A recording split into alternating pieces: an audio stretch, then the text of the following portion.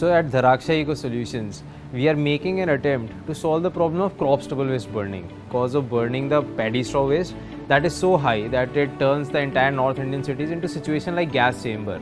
So what we developed is a biotechnological process wherein we collect this crop stubble waste and convert it into biodegradable packaging material.